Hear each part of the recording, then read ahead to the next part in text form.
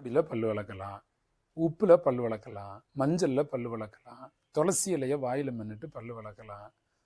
பேஸ்ட்டில் தான் பல் விளக்குவேன் அப்படின்னு நீங்கள் சொன்னால், கெமிக்கல் குறைஞ்சு பயன்படுத்தியிருக்கக்கூடிய ஏதாவது பேஸ்ட்டு இருந்ததுன்னா நீங்கள் பயன்படுத்துங்க, வேறு வழியே இல்லைன்னா.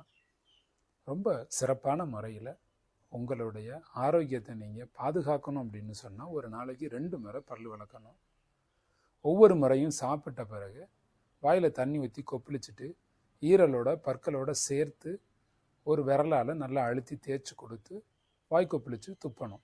ஒவ்வொரு முறையும் நீங்கள் பல் விளக்கணும் சாப்பிட்ட பிறகு.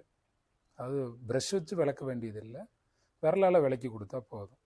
கழிவறைக்கு சென்று வந்த பிறகு வாயில் தண்ணி ஊற்றி கொப்பளித்து துப்பணும். இதுவும் தினசரி செய்யணும். யூரின் போனாலும் சரி, மலம் போனாலும் சரி.